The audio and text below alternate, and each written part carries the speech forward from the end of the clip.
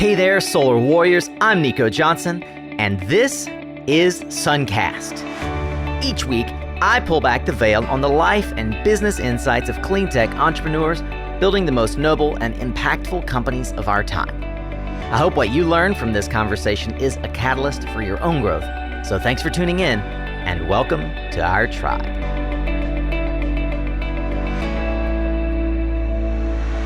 Hey, welcome back, Solar Warrior. Happy Friday.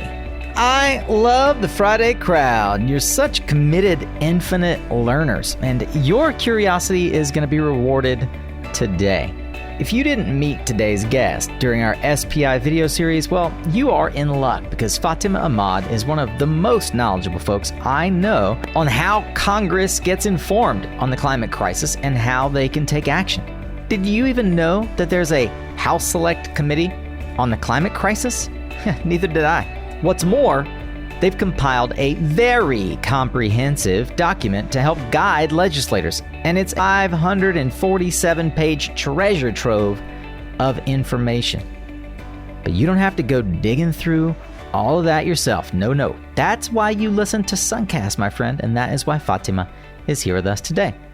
We're going to give you the insider's notes on that report called Solving the Climate Crisis, the Congressional Action Plan for a Clean Energy Economy and a Healthy, Resilient, and Just America. So don't go anywhere. Remember, you can always find the resources and learn more about today's guest and recommendations, links, etc. over on the blog at mysuncast.com. For now, let's tune up your skills, Solar Warrior. It's time to tune in to another powerful conversation here on SunCast. All right, Solar Warriors, if you were paying attention back in September when we did our weekly roundup for Solar Power International, then perhaps you got a chance to scope 5 minutes of my interview with today's guest, Fatima Ahmad, Senior Counsel with the House Select Committee on Climate Crisis. I walked away from that interview fascinated with the work that Fatima is involved in and dissatisfied with the overall amount of time that I had to really unpack it. So Fatima promised that she'd come back, and we're bringing her back today for this Tactical Tuesday to dig into this 500-page report that this House committee created and what it means for you and I, what we could do about it. So with that, welcome Fatima back to SunCast. Thanks so much. I'm really excited to be here. And as you can see, I have the hyperlink to the report on the screen here, and I'm happy to be a resource. So, feel free to reach out and I'm happy to answer questions. Absolutely. For those who aren't watching the video, perhaps I'll encourage you to go check out LinkedIn or our YouTube channel to check the video portion of this recording. Fatima has a really cool background. Fatima, can you tell the viewers what the background symbolizes for those that maybe it's not obvious? Yeah, sure. So this is our committee logo, and it's a picture of the Capitol Dome. And behind it, we have the warming stripes, which show how average temperatures have been increasing. And it's turned on its side. So the very top is bright red. And so those are the recent years where we've seen a lot of warming in the average temperature. So it's actually something to be concerned about, but it actually looks really pretty just as a background. Kind of looks like it looks really cool. In fact, I'm going to see if your marketing folks can get me that template, because I'd like to see if there are ways that we can repurpose it for SunCast. I'm envious. I don't get a lot of envy for Zoom backgrounds, but today I have to say, I think you've got the best that I've seen in a long time. One of the things I find and some feedback that I got, a couple of folks reached out and said, hey, I didn't even know there's a House Select Committee on Climate Crisis. I mean, it sort of makes sense because the House is predominantly, it's Democrat controlled. How many folks do you find are surprised that there's actually a committee on climate crisis that is bipartisan in the House? Yeah, that's a good question. So actually, there is precedent for this. The last time Speaker Pelosi was Speaker, she had created a select committee on global warming and energy independence. But let's talk about why we need this committee. Basically, climate change touches everything, right? And so there's different committees in the House with jurisdiction over different kinds of policies. There's an Energy and Commerce Committee. There's a Ways and Means Committee, which handles tax credits. There's a Natural Resources Committee. So if you want to fight the climate crisis, you need a comprehensive approach. You need to coordinate across these different committees. And so that's why in this 116th Congress, which is 2019 and 2020, Speaker Pelosi created the House Select Committee on the Climate Crisis. As you mentioned, it is bipartisan. We have 9 Democrats. We have 6 Republicans. They're from all over the country, different regions. And the goal here, our mandate was to write a report with recommendations for the other committees on what they should do to fight the climate crisis, right? So our goal here, is to figure out what each committee needs to do on climate change. And what we did is we had an extensive stakeholder engagement process. We had a request for information. We had, I think, over 600 substantive comments and tens of thousands of other comments just from individual citizens. We took all that information. We had hundreds of meetings in Washington, D.C. We had hearings, we had roundtables. And with that information, we created this Congressional Climate Action Plan. Yeah. And, it's really intended to be a living document. It's not intended to sit on the shelf. And so I'm excited to talk to you guys about it and how you can use it to advance clean energy. Fantastic. For those like me who perhaps have not participated in the policy side of our industry as much as you maybe even would like to, Fatima and I are going to explore through my own insecurities and lack of knowledge, how we could become better educated, and not only how this applies to our work, but so that you can ask better questions. Okay. I think that's really important that we educate ourselves about how the entirety of our industry works and how there are forces at work that could benefit or stand in our way as our industry grows. So I'm really excited about the work that you guys are doing. And I think a lot of folks also maybe look at things like the Green New Deal as legislation, or they look at, President-elect Biden's climate plan without context of all the work, years of work that go in to informing our legislators on how they can think about policy informed by what their constituents have already said they want, right? It's not something that is made up. It's not something that is informed by just inside the Beltway lobbying. There's a lot of that, but it also comes back to these committees that have been created. So thank you for giving us context around the different committees and how this has context and precedent. The report that you mentioned was released back at the end of June, and we talked about it a bit in our first interview, and it lays out a roadmap for what you claim as an ambitious climate plan, and I would agree, a plan to put Americans back to work, save lives, and help the United States reach net zero by 2050. A bold claim by any standard and an ambitious one that we all are eager to see worked out, but it's 500 pages. One of the things as an adult ADHD sufferer I have trouble with is even figuring out where to start. So let's just start at the top with what are the key takeaways for folks in the clean energy business if they were to want to read this, or maybe you give us the script notes and some people will avoid reading it. Yeah, thanks. And actually, maybe I should start by referencing, you mentioned the Green New Deal resolution. So that's a resolution in the House that's aspirational, and it talks about the kind of vision for a clean energy economy. So what we did is we created a legislative plan. It's an action plan. And so some of the takeaways here, number one, it's consistent with the science on climate change, and I can talk about that in a minute. Number two, it's ambitious, but it's also specific. So we have the big goals, but we also have specifics in terms of citing existing legislation and identifying where there are gaps.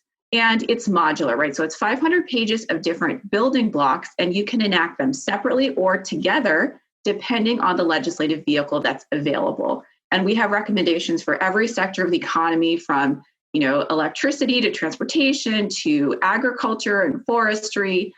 We even have a lot of recommendations on resilience, which has to do with adapting to climate impacts that are already baked in and are already happening. Yeah. On that note, I find that there are folks, savvy entrepreneurs that I've interviewed, who will go and read intellectual property reports and deep sort of scientific studies coming out of national labs and universities by way of finding ideas that they can build upon, right? Things that point to the future of the way an industry is going to go. Do you suppose that this document contains context that industry, energy industry, clean energy industry in particular, entrepreneurs might want to read as a way of thinking about what the next 4 to 10 years kind of looks like from a policy perspective and how they could align their businesses? I mean, it just occurs to me that seems like a smart thing to do. Yes, absolutely. So the easiest way to break this down, on our website, we have a bunch of one-pagers. So depending on what you're interested in, that's the electricity sector, we have a one-pager fact sheet just explaining what our main recommendations in electricity are. So you can take it that way. Another way is to just pull up the PDF and do a word search. So if you're interested in microgrids, for example, just do a word search for microgrids. You'll find all of the building blocks on microgrids. And Wow. what this will tell you, you mentioned some, government reports kind of talking about the future.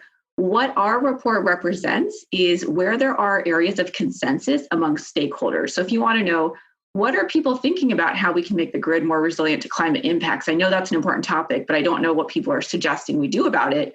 You can just word search for resilient grid or electric grid. And we have a whole section on that. So that's how I would recommend approaching the report is think about a topic you're interested in and just search our report. You'll see what legislators to date have introduced that would be helpful. And we have building blocks where we don't cite any legislation because no one has introduced it yet. So that's where there's a gap.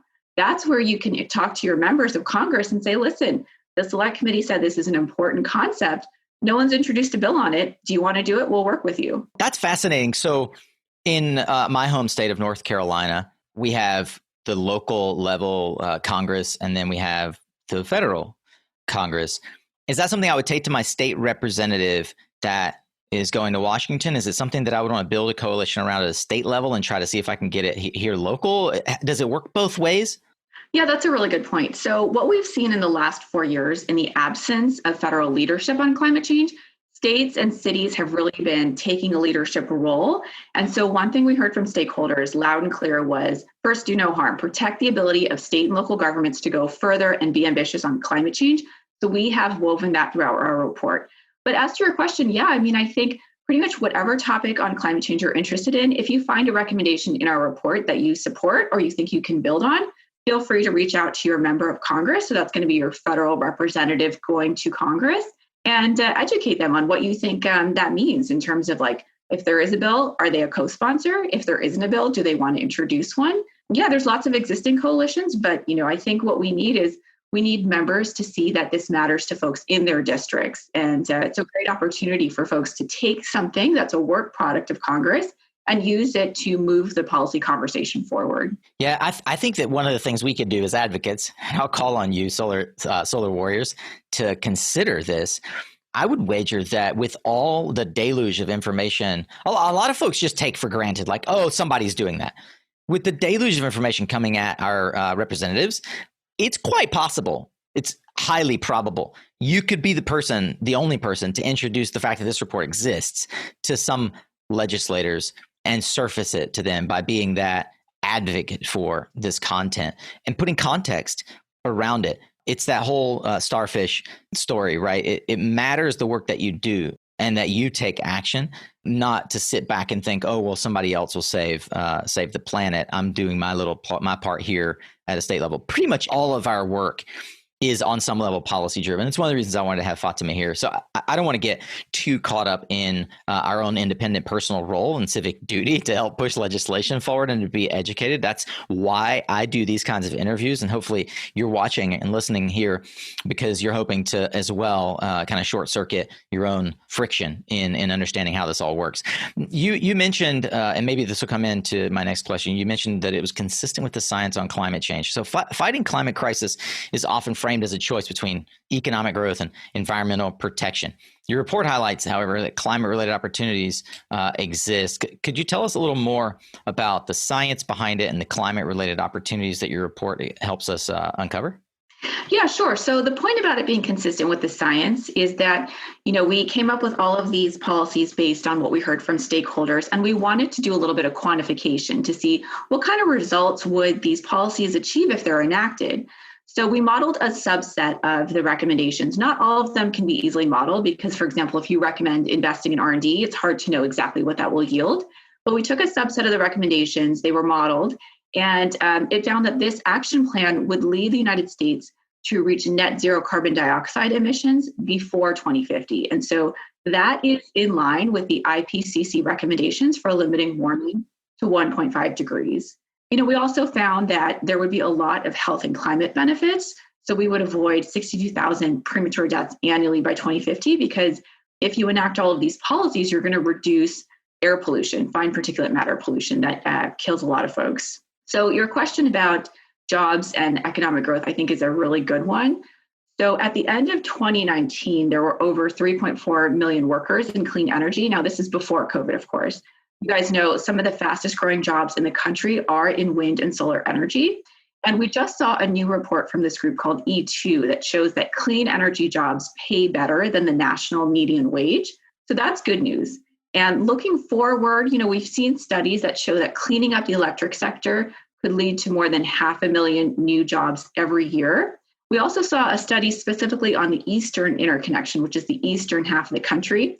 And it showed that these jobs would be in every state in the Eastern interconnect. The bottom line is that there are a lot of jobs in upgrading and expanding the electric grid.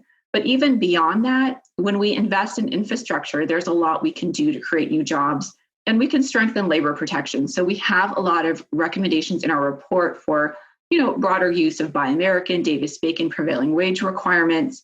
But the thing is, we want folks to see themselves in the clean energy future. We want to build more climate solutions in the United States.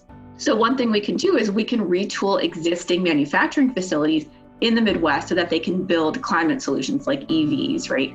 So we believe strongly that there is an opportunity for new industries and new supply chains in the United States. Progress and change are not achieved by standing still. We must challenge the status quo and do things differently. There are moments in time that change the course of our history, and for us, that time has come, a moment to act now for a brighter solar future. In a global scenario where the demand for renewable energy is constantly growing, solar has the power to shape new and powerful energy models to drive progress and prosperity for a sustainable world. At SunCast, we stand with FEMER, and together we can shape the future of solar. Learn more about how FEMER is changing the future of solar at solar.femer.com. That's solar.fimer.com.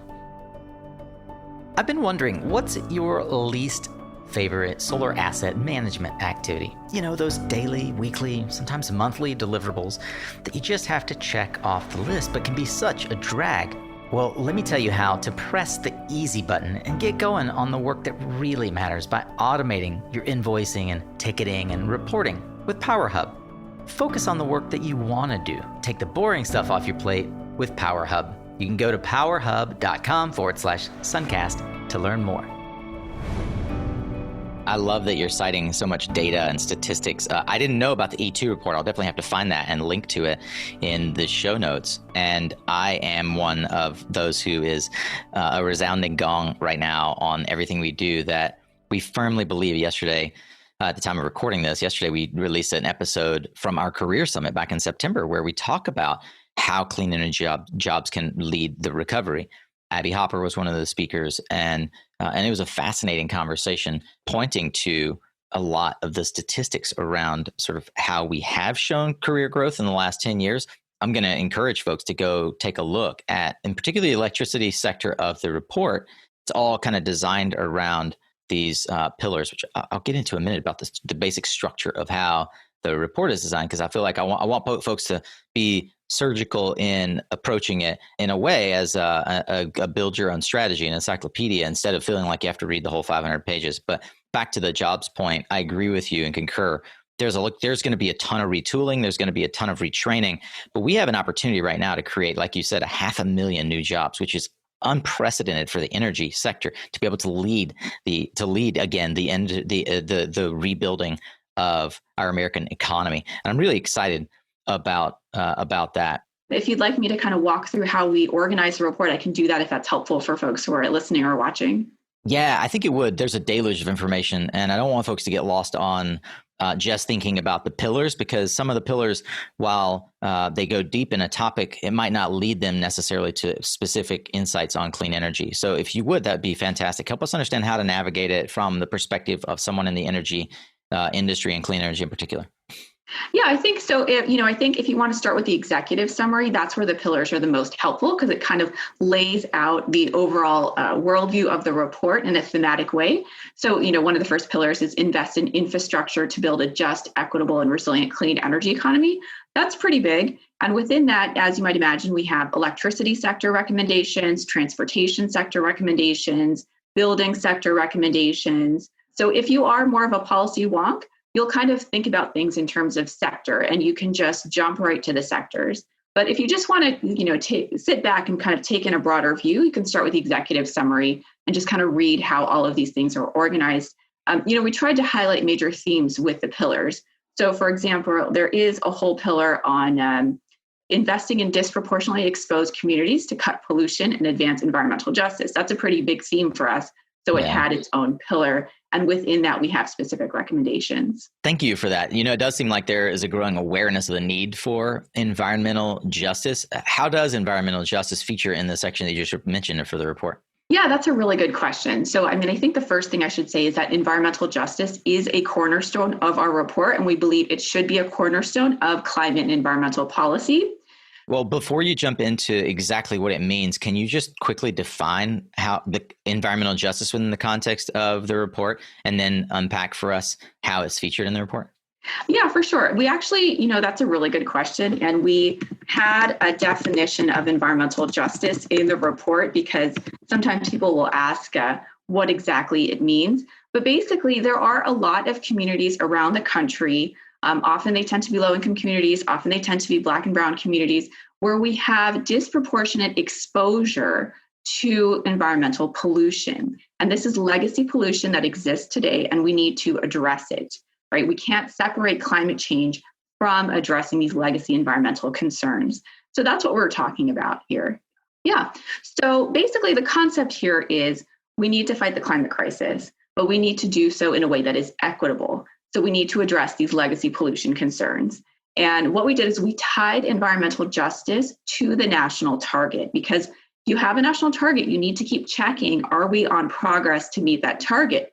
And so in our report, we say, as we do that, we should also stop and check and determine if we are increasing disproportionate environmental pollution in communities.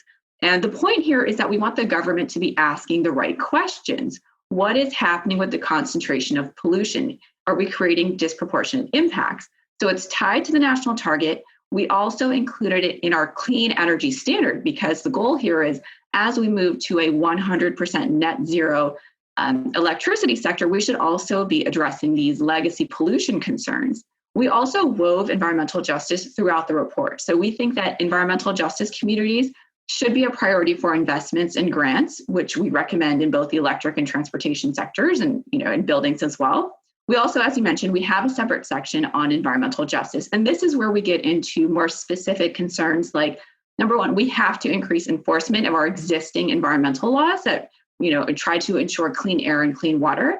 We also recommended a private right of action under the Civil Rights Act for disparate environmental impacts. And we know a lot of these environmental justice groups are community organizations, so we recommend building their capacity through grants and technical assistance. So we really tried to make sure that it was woven throughout the report, and it also had its own standalone section, and that it's tied into the targets that we're trying to achieve. Well, Fatima, I really appreciate you digging in to the structure and the context of this report. As I mentioned, it's a tour de force for anyone who wants to read cover to cover. And I think that this conversation will help folks parse kind of where they can dip their toe in. And I agree with you. The executive summary, I think it's just a couple of pages, is a great place to start. The website, which we'll link to in the show notes, goes into, and if you're watching this, it's as Fatima said, it's right there beside her on her screen and easy to find. It's climate. I'm going to see if I can, it's sideways for me. So climatecrisis.house.gov/report. For those who are listening and you got a great memory. I mentioned that this report came out in June. A lot has transpired since June. So what has the select committee been focused on in the meantime from June to now? Yeah, that's a really good question. And actually, we were supposed to have our report come out at the end of March, but then the pandemic changed our plans. Between March and June, what we did is we added a lot more on the resilience of the healthcare infrastructure system. We added more about opportunities to get folks back to work in the clean energy economy, because now we have this economic recovery situation that we need to address. And then after the report came out at the end of June, we have pivoted towards implementing the recommendations. So what that means is, as I mentioned, it's 500 pages of building blocks. Some of them cite existing legislation. Some of them identify gaps where we don't have bills yet. So we've been working with members of the Democratic caucus who are interested in introducing bills. And our goal here is to have all of the pieces ready to go for the next Congress, right? Maybe not everything will get introduced this Congress, but we hope to have draft bills for all of these policies so that when the political window opens, we are ready to go. We're not then just starting a process of reaching out to stakeholders. on putting all of this together. Yeah, makes sense. Well, we've just come through historic elections. No one, I believe, has been in a closet unaware that not only are we seeing it's just such an interesting time politically. I think we're going to see a lot more folks actually engaged in the political process because of what we've experienced in the last 4 years and the historic elections that we've just gone through. It looks like Congress, the House of Representatives, is going to remain majority Democratic, still up for grabs right now. The Senate, but in January, nonetheless, a new Congress, the 117th, will be sworn in. How will this new Congress implement the recommendations, the Select Committee's action plan? What could you share with us? And I'll tag on to that. And how can we help? Yeah, that's a great question. So as I mentioned again, the Climate Action Plan is modular. Different building blocks can be moved separately, can be moved together. So I think that in the 117th, some of the top priorities, of course, are going to be addressing this COVID crisis, getting some economic recovery. So there's a huge opportunity for infrastructure, which can include climate solutions. We saw that with the 2009 Recovery Act, which had a lot of great provisions for clean energy. And the House has passed the Moving Forward Act, which was the House infrastructure bill. And it does have a lot of climate solutions. There's a lot of overlap with our report. And right now, the Democrats basically in the House, whenever there's a moving legislative vehicle, we look for opportunities to include climate solutions. Climate change is a high priority for House Democrats. As you mentioned, we'll see what happens in the Senate with the runoffs in Georgia. And we are looking to be a strong partner with the Biden administration as they ramp up their efforts on climate change. President-elect Biden has signaled that it's one of his top 4 priorities. I think he said it's, COVID, economic recovery, racial justice, and climate change. So I think House Democrats will definitely be a strong partner. And in terms of how folks can be helpful or can be involved, as I mentioned, we have this comprehensive climate action plan now. So to the extent you look at the building blocks and you're like, that's a really great policy, I really want to see this move forward, now is a great time to educate your members on why it's important to you as somebody in their district, because they need to know what the implications are for their district. And, there might be policies and you want to look up, like, is my member a co-sponsor of this bill or not? This is a great time to have those conversations. How would they be able to do that? Yeah. So, I think that, for example, if you're interested, let's say community solar, for example, you can word search for community solar in our report, and it will mention the bill, if there is one, and there is, on community solar. And then you can just go to congress.gov, put in the bill number, and it'll show you a list of the co-sponsors. So you can see if your House of Representative member is a co-sponsor. So this is just a great way to see if you are being represented by your representatives. And they want to know what are the implications for their districts. They want to hear from their constituents. Well, that is fantastic. I mean, it's little simple things like this. I can remember a year ago, I didn't realize that Congress.gov was a place I would go to find out if I'm represented in a bill. I think that that's important information to share over and over. So I'm grateful for your taking the time to do that.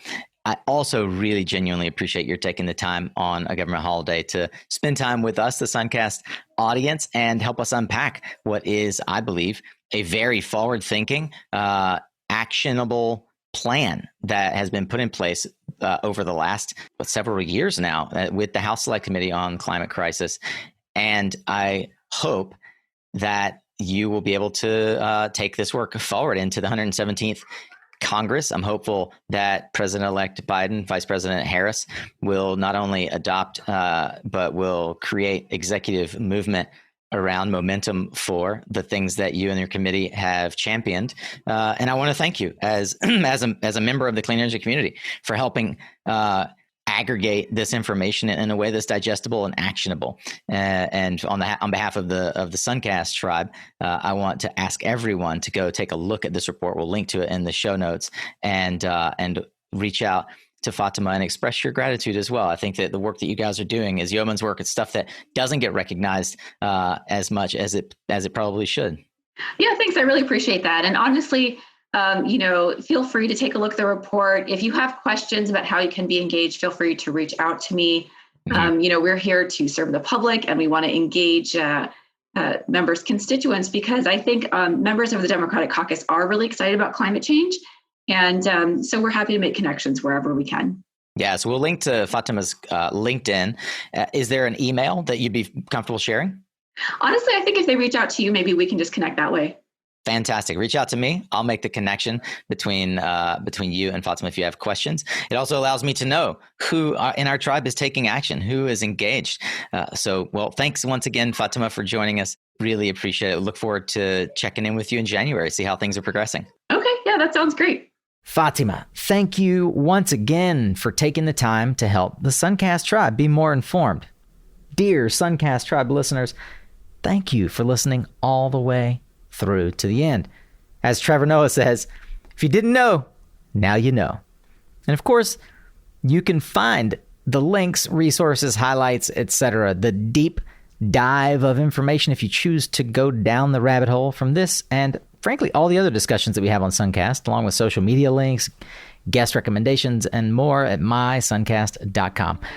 I've taken the care on the blog page for this episode to list all the links, the executive summary, the contact details for Fatima, the reports that we discuss, etc., right there in the show notes. And if you've been wondering how you can partner with SunCast as a sponsor, get coaching from me personally to help scale your clean energy business, transition to the clean energy industry, become a guest, or maybe just commune with other like-minded souls in one of our many communities, you can find all of that over at mysuncast.com. Go poke around. Thanks once again to our sponsors who help make this podcast possible. You can learn more about our sponsors at mysuncast.com/sponsor. And if you're curious about sponsoring, that's also where you can check out how you and I can have a conversation about just that very thing. It's Friday. I won't keep you any longer. Thank you so much for your time. Remember, you are what you listen to. So thanks again for showing up, Solar Warrior. It's half the battle.